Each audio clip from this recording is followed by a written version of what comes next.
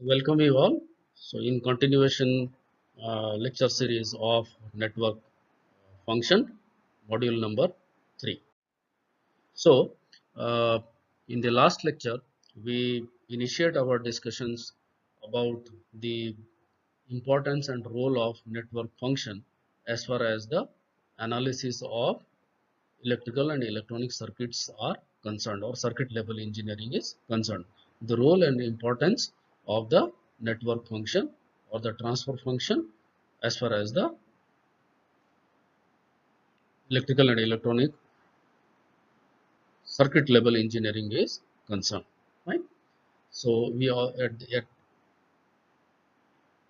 the initial stage of discussion, we talk about the parameters and its constraints, okay, in terms of the impedance function and the transfer function as well.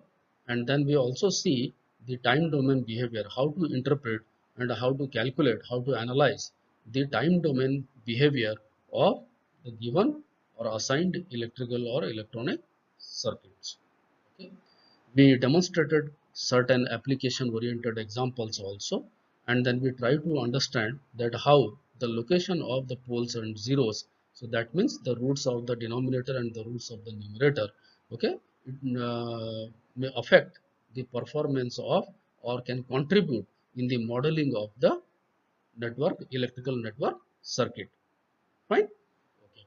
So now in continuation to the same discussion, today we will consider some typical networks like RLRC or RLC circuits. At the same time, some typical or non-typical structures like the ladder network. Okay, ladder network means the repetition of the same mode of the networks for multiple stages, for more than one stage is called the ladder. Okay, just like you say the staircase. So each time we take a footstep up or down, we have to repeat the same number of tasks again and again unless you do not reach to the top or to the bottom. So that is called the ladder network, fine. And we also discussed the null ladder and some standardized type of networks and their applications as far as the network functions are concerned. Okay. So let us, in as it is shown in the present slide over it, we consider a very simplest example of a RLC circuit. Though we consider the second order, but at the same time we consider a impedance network of a one port device. So one port is obviously very simple as compared to the two port network. So let us work out the impedance of a one port network. Okay. So as far as that standardized problem is concerned, you can work out the simply a impedance of the transfer function, or in other words, the impedance function of the network. Right? You take the similarly the example number 2, where there is a RL circuit and it is a primarily a tuning network where the RL series network is connected through a capacitance in parallel. Okay, the similar kind of demonstration we also study here. So you know that in this particular equation you will get a standard characteristic equation of a second order function. Okay, and look at the impedance function role as far as these two networks are concerned when the capacitor is connected in series to the RL network and when it is connected to in parallel to the RL network. This justifies the localization, how importance is the localization of the individual elements which is contributing in the network circuit. Okay, so if you look at that, the characteristic equation in the previous demonstration was in the numerator side. Okay, typically that second order form of the equation, where here it is falling in the denominator part. Okay, that is contributing as the roots of the denominator, that means the pole. And it is to be noted here that the denominator, why it is so critical, because it forms a critical role to emerge, or you can say that to reconfigure the characteristic equation of any closed loop system or any network. That is very vital. Okay, the characteristic equation you always occupy from a closed loop network, okay, from the denominator, not from the numerators. So if the localization of pole is therefore much more important than that of localization of zero. That doesn't mean localization of zero is not important. Localization of zero can be used sometimes to bring your system from unstable to stable zone. On contrary to that, a stable system can also be lead towards the unstable zone because of the presence of zeros. Okay, but as far as the controllability and observability of the concern, the primary role is played always by the roots of the denominator, that is the poles. Okay? It is to be noted. Similarly, the third example is also given here, and you are asked, interestingly, to find out the voltage transfer ratio and as well as the transfer admittance. Okay, as far as this demonstration is concerned, you know that V1 and V2 is given, the amount of current is flown, that is a typical RC network. So you can write down a standardized equation. You can also write down the drop across, that means the V2 in terms of I.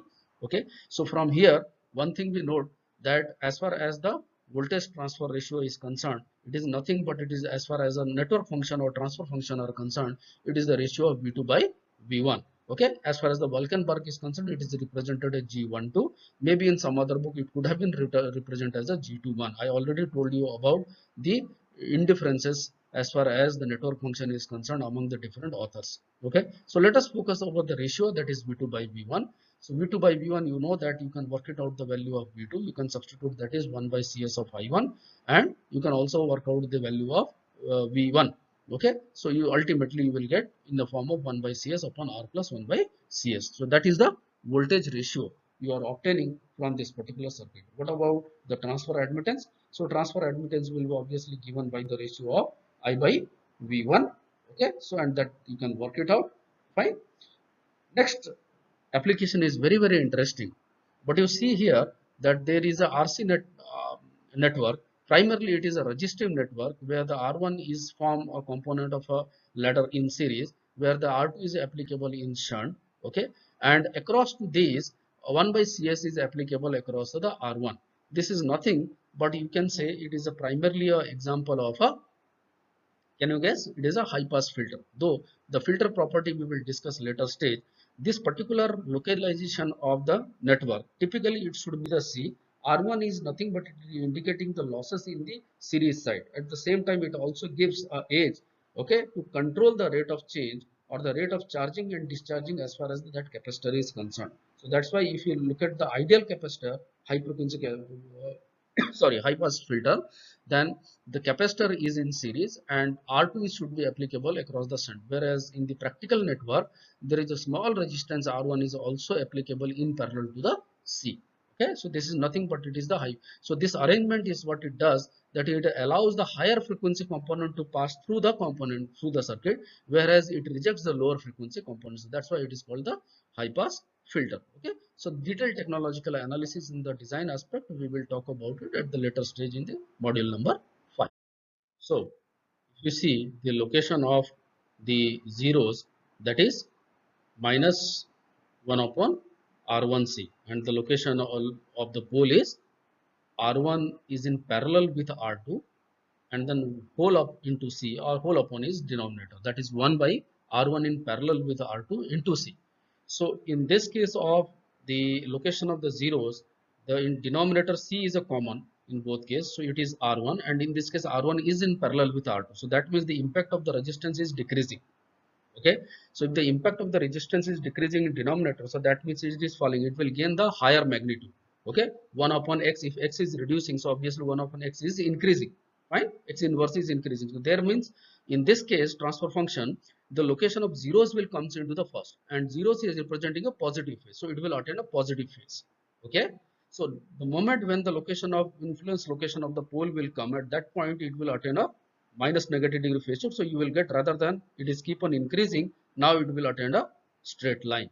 Okay, so that means this is the kind of filter which is rejecting or avoiding the lower frequency components, whereas it is increasing the higher frequency components. So it is a kind of electrical network, you can say, which entertains the location of the higher frequency component but rejecting the lower frequency component. So that's why it is called the phase lead network or the high pass filter. That is the application of your network function. Okay, so I hope that you will be able to understand it. Let us proceed for the next topic. As I said that we are going to see here number of the networks. So let us, here we see the demonstration of a ladder network. Okay, so as you can see, can appreciate, we will also consider one example for better understanding. As you can see in the ladder network, what we done here, all the series networks are connected in terms of the impedance. Please be noted. Whereas all the shunt elements are connected in terms of the admittance. If it is so, remember, it is not at all necessary. It is not at all necessary, because remember y2 is itself 1 by z2 and y4 is equal to 1 by z4. So it is right now in this demonstration, the all the shunt elements as you can see are mentioned in terms of y2, y4, y6, whereas the series elements are mentioned in terms of z impedance function, that is z1, z3, z5, z7. Okay. In that case, the overall impedance, either you can, what you can do, that you can write down your number of mesh equations, nodal equations, and then finally connect your input impedance with the output impedance, that is the traditional way, or the straight away you can adopt the approach as mentioned in the above of the slide, that z is equal to overall z of this particular network, or z equivalent of this particular network will be z1, that is the first series impedance, plus 1 upon the admittance, the shunt network, 1 upon y2, okay, then plus 1 upon z3, then plus 1 upon y4, and so on. So now you see that this the combination of z1 and y2, this typical characteristic is kept on repeating for the multiple stages. So that's why this kind of network is called the ladder network. And if you approach these kind of formulations very smartly, with the lesser number of steps, you will be able to find your Z equivalent of the network. That is called the ladder network. Okay. So let's say for an example, we consider here a scenario, an application of a LC network. So it is nothing but again it is the example of a LC type low pass filter, okay, or LC type band pass filter. Right. So uh, theoretically, two stage of the filter are connected, okay, to improve the gain of the circuit. So maybe you are not able to get the enough gain, so that's why you are passing it through the two stage filters of the different values. You remember z1 is not repeated, it is z1, y2, z3, y4, so that means you have a different magnitudes. Okay. So now you can take some numerical example. Fine.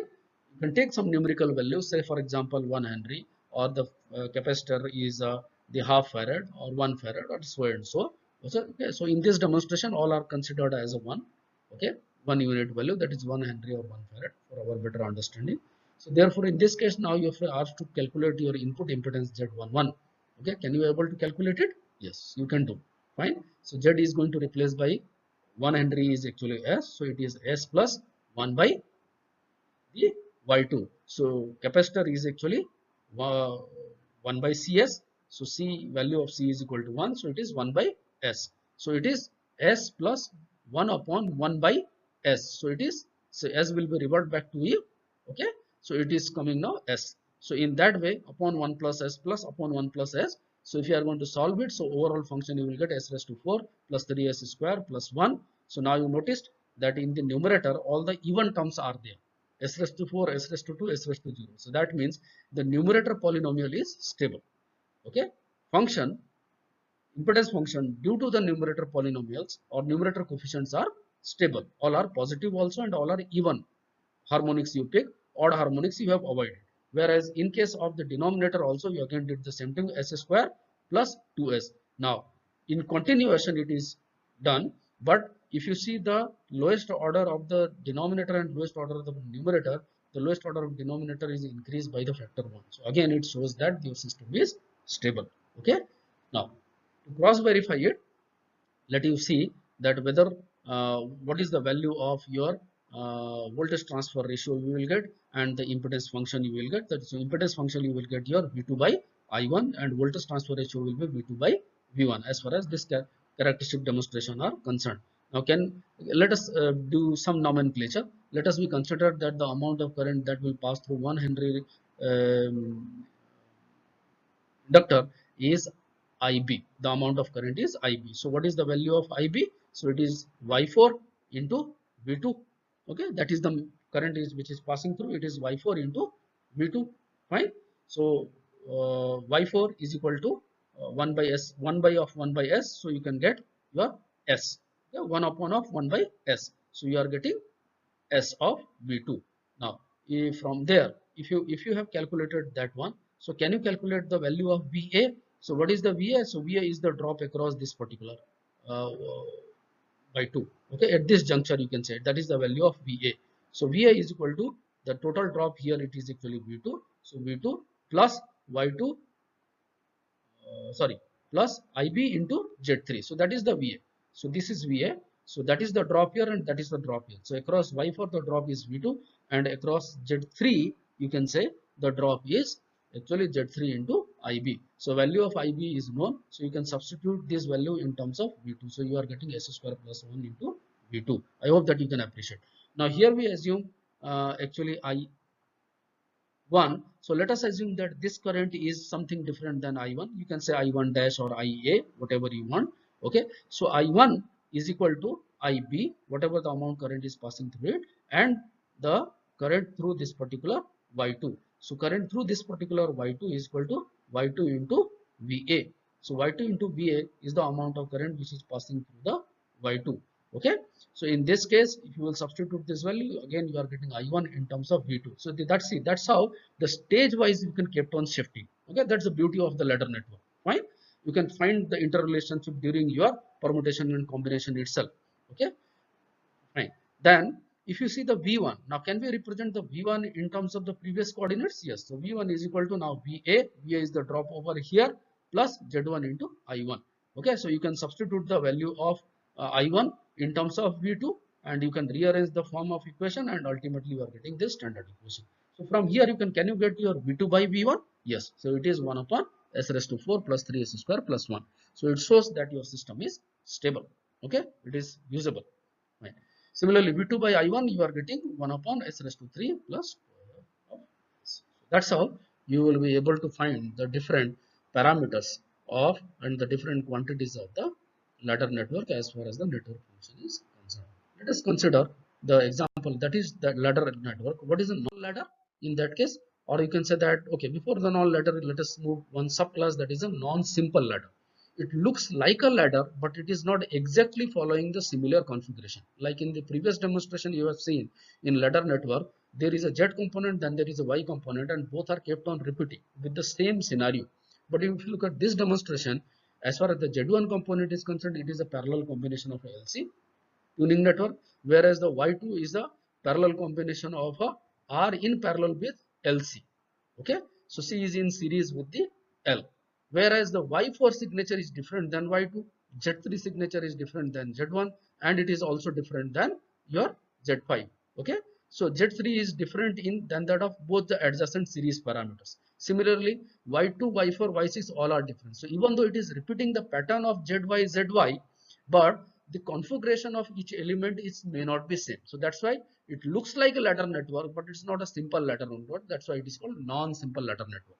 So what you can do to find out your Z equivalent or input impedance, that is Z11 in this case, you arrange in the same fashion, that is Z1 plus 1 upon Y1 plus 1 upon Z2, Z3 sorry, plus 1 upon Y4, okay, plus 1 upon Z5 plus 1 upon Y6. Now you work out the equivalent value of Z1, Y2, Z3, Y4, Z5 and Y6 separately. Except Y4, there is always a parallel combination of the multiple elements. You simply solve those things and then you substitute, you will find your Z equivalent. That's the actually the way to mathematically model a non-simple ladder network. Let us quickly jump to the next stage. Okay, most of application in your real life scenario you will get the non-ladder networks. Okay, there are many applications.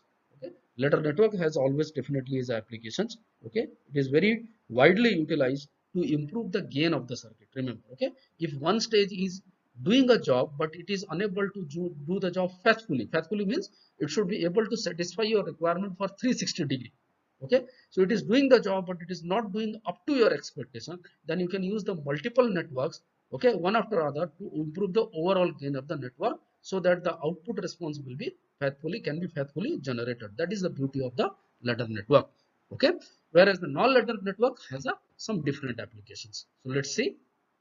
So as you can see over here, some typical popular non-ladder networks are mentioned over here. One is the bridge T network. This is the something exactly the same network what we discussed consider under the other two-port network. Remember, all these demonstrations are example of two ports.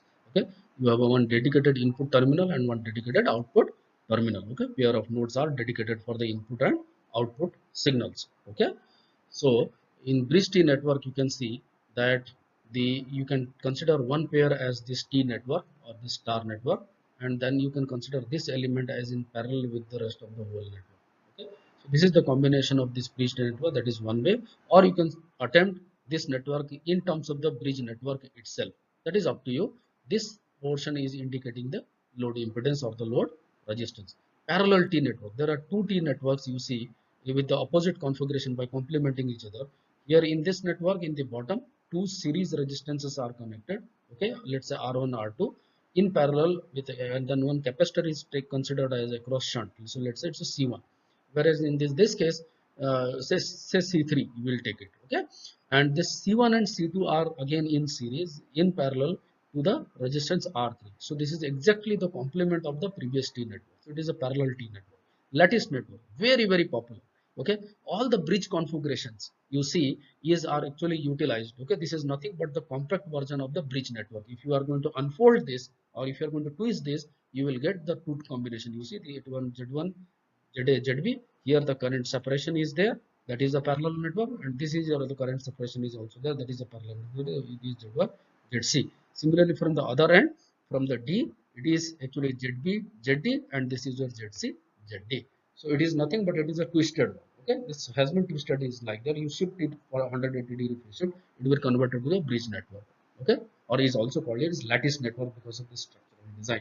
Very popular. In fact, you can say that one of the most popular signal conditioning network, and primarily most of the time it is used as a initial stage of the network after the sensing phenomena. Whatever signal you are sensing through the voltage current with the help of the voltage or current sensors, okay, or the Hall effect sensors, whether you sense some physical parameters under the other instrumentation like temperature, flow, or whether you talk about label, pressure, moisture, okay, or in other words the humidity, gas density, it doesn't matter. Okay, pH value, ultimately each signal is always passed through this lattice network. The beauty of this particular network is that it allows only one signal to pass through it at a time.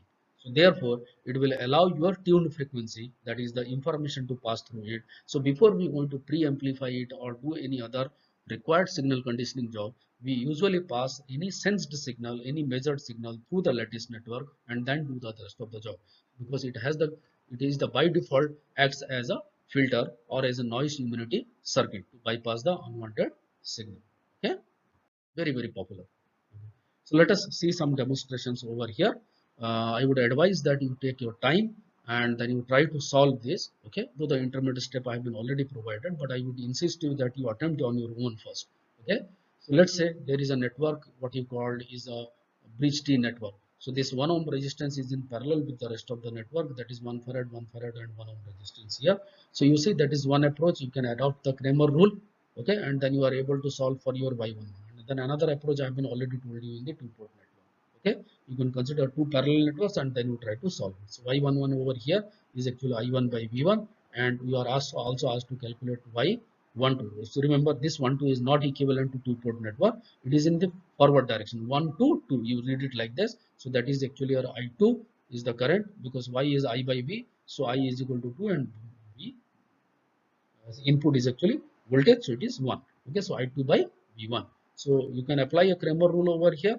You can solve this determinant and then you attempt over here. That is one way of finding the answer, or another way I've been already told you. You use it as a parallel network and then you try to find out the value of ratio of I1 by V1 and I2 by V1. Okay.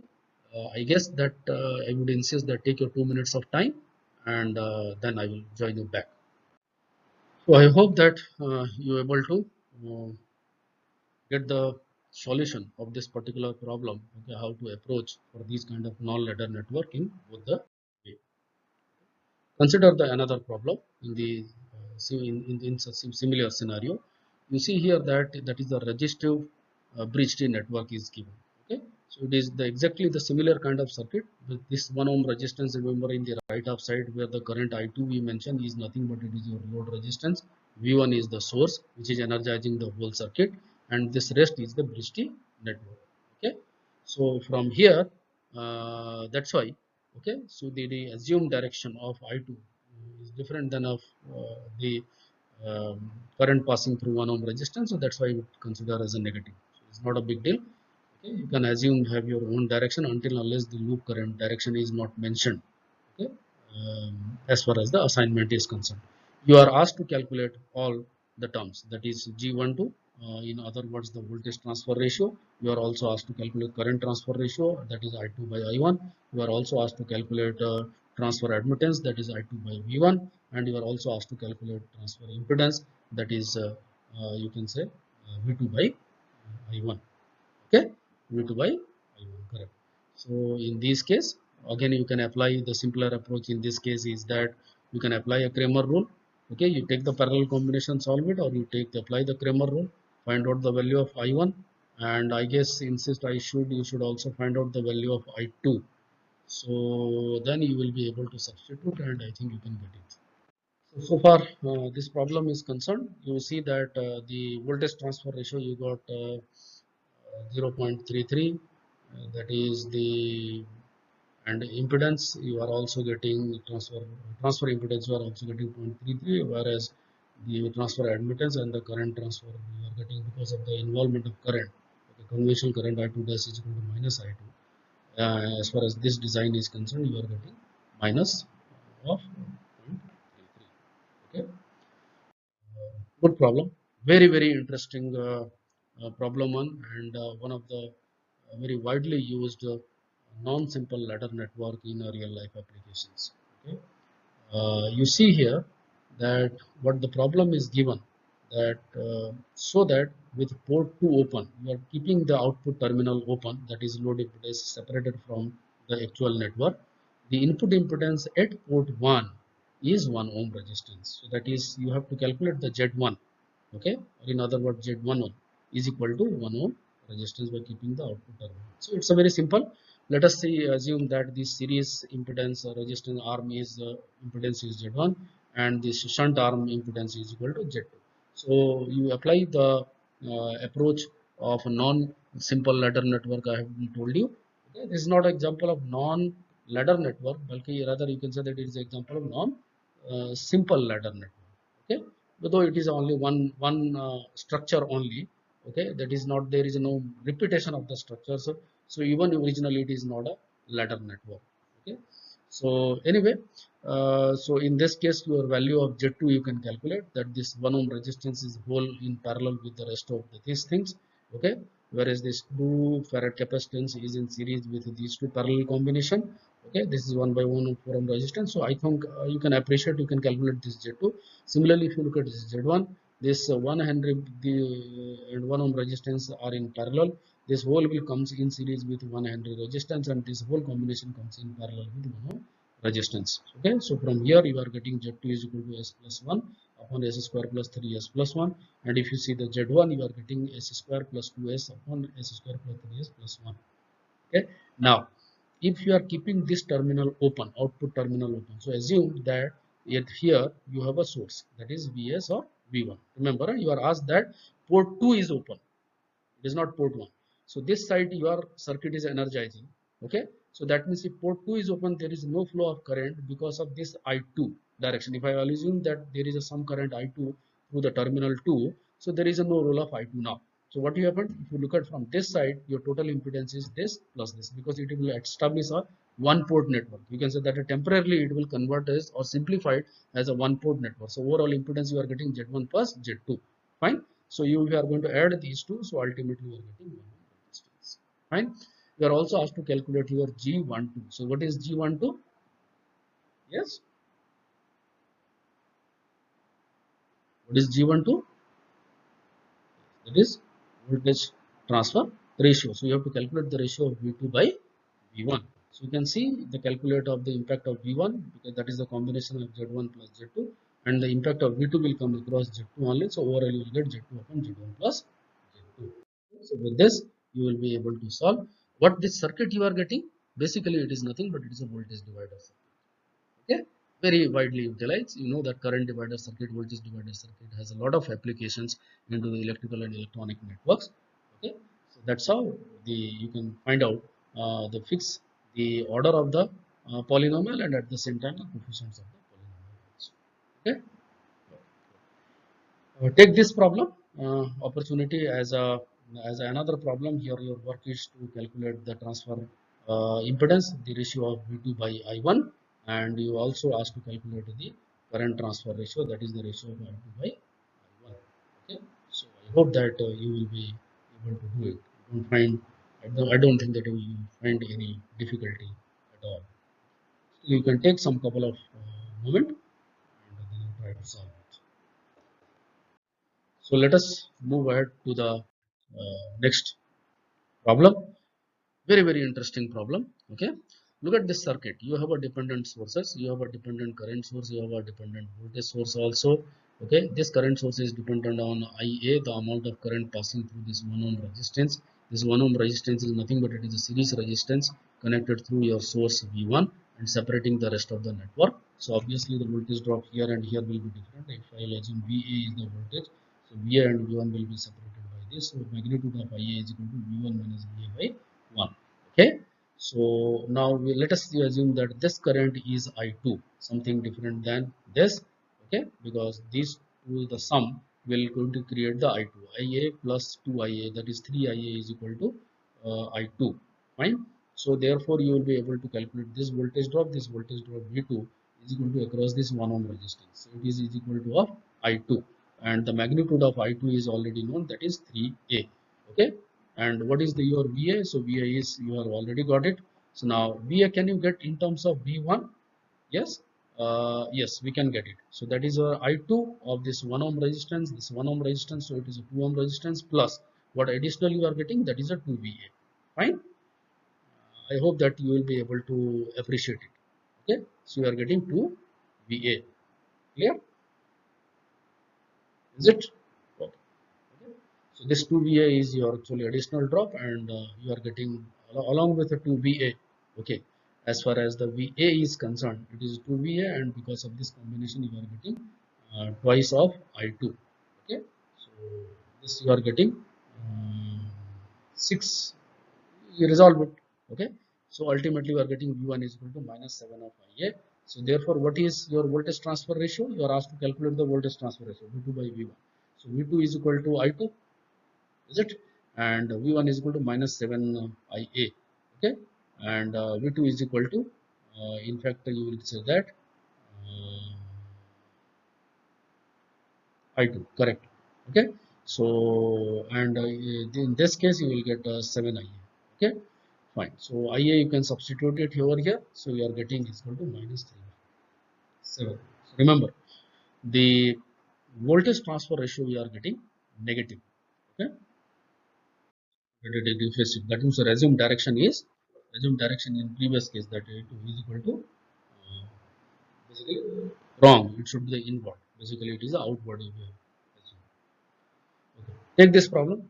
It's a very good problem. Okay, V1 V2 you have to find out the ratio of V2 uh, I2 by, I'm sorry, V1 I2 by V1, that is Y12. So you are asked to calculate I2 by V1. The given circuit, the direction of flow of I1 I2 V1 V2 all are the given, and therefore you are also asked to calculate the proportionality constant, or that is scaling factor K. Okay, so take the 5 minutes of time, and then you try to solve it. Very big. This circuit has a wide range of applications. I hope that you are able to solve it. Let's see the answer. What is your I2 is equal to of I1? That is nothing but it is a current divider circuit. So 1 by 2s upon 1 by 6 plus 1 by 2s, because this RC network is in parallel. Fine. So I2 you can get I1 in terms of I1, that is 3 by s plus 3. What is your Z? So you can take all the resistances. In 1 ohm resistance is in series with this parallel combination of the current divider network, and this whole is in parallel combination with 3 by 2 resistance of in parallel with 2 by 3 of farad capacitors. So if you will solve it, so ultimately you are getting your Z. So this Z is nothing but is the ratio of V1 by I1. Now what is your Y12? So that is I2 by V1. Fine. So can I replace the I2 by V1 in terms of write it like this, that it is I2 by I1? Okay, you can directly get the value of I2 by V1. There is no problem at all. But because in this circuit the current divider circuit is already there, so we already got a relation of I2 and I1. So we can rearrange it smartly, and you can intermediately solve the steps with the lesser delay. Okay, as far as the response time is concerned, you can avoid the delay, or you can cut down the delay. That's what I would say. So that is y12 I2 by v1, so you can rearrange as I2 by I1 and I1 by v2. So both the terms are here already available because z is actually v1 by v1, so take the 1 upon z1 zs, so you are getting 3 of s plus 1 upon s plus 2 into s plus 4. So if you are compare, k is equal to 3, so your scaling factor is nothing but it is equal to 3. Okay, I hope that we have been already considered about the element role of element and the role of the transformation technique, that is the Laplacian mode of the transformation method we used under the head of network theory is concerned for the circuit level engineering or the network level engineering, what you call. Okay. And the same thing is represented over here. Say for example, what if that there is a voltage source exists in time domain. So V is equal to R into IR. So you can represent it into the equivalent frequency domain in terms of VR as a dependent variable or IR as a dependent variable in terms of the conductance. Okay. Similarly, you know that there are two reactive elements, the inductor and capacitor.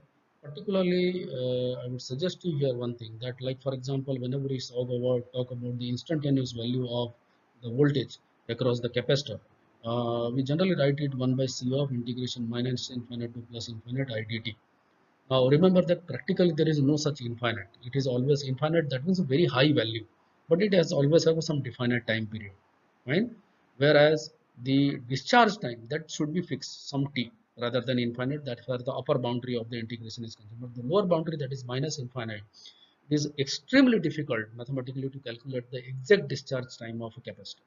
Okay, so therefore normally we neglect that minus infinite to minus 0. That means before applying the switching condition, and then we integrate it from 0 to t. Rest I think is appreciable. You already, it is well known to you.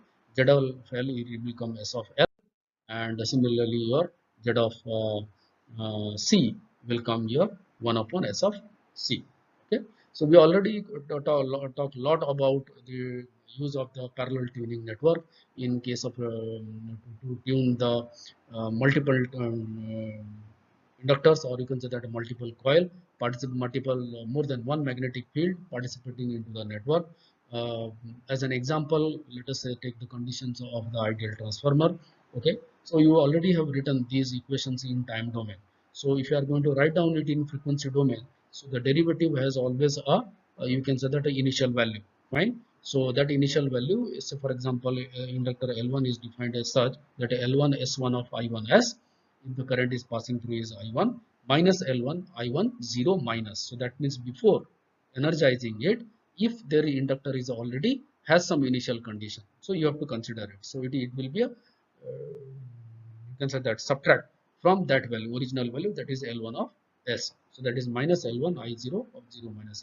If inductor is initially uncharged, if it is at the ideal stage or at the rest, then this I0 minus will be obviously 0, you know it. Then the amount of mutual inductance will come because of L2, that is M of S, I2S minus M of I2 of 0 minus. Similarly for V2, it is M1 of I1S minus M1 I0 plus I2 of S, sorry, L2 of S and minus L2 of I0. Okay. So the transformation of impedance, I hope that the multiple examples are given here, series network, some combination of parallel network are given. So I would insist you that you spend some time over here and try to represent that circuit which is represented in a time domain as far as that series circuit or parallel circuit is concerned, to transform it into equivalent frequency domain or S domain. So V1 is replaced by V1 of S. Okay, K is a switch, so you don't require to involve while you are going to work out the equivalent circuit. R will remain same because it is a frequently independent term. L will be replaced by L of S. If there is remember there is an initial amount of charge in this circuit, it is mentioned, it is I naught, so it is L of I naught. Okay, and then thereafter the V will be there. So it is a V0 is the drop across the capacitor. It is showing that that capacitor is also initially charged. So this V by S, V naught by S will be also added in along with the 1 upon Cs.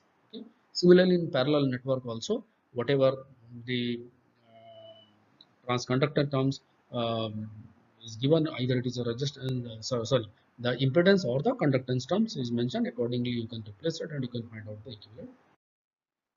Let us proceed further. Your different configuration is again given. that is T network, the capacitive type T network, all the elements are C, or inductive type T network, all the elements are L. Okay, these are the example of series transformations.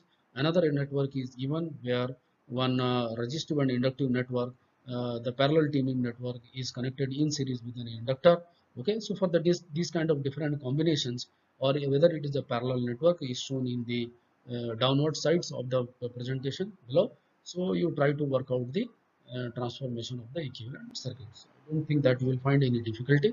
I hope that you will be able to appreciate and understand it. In the next lecture, we will continue our discussion at the last topic of the your network function.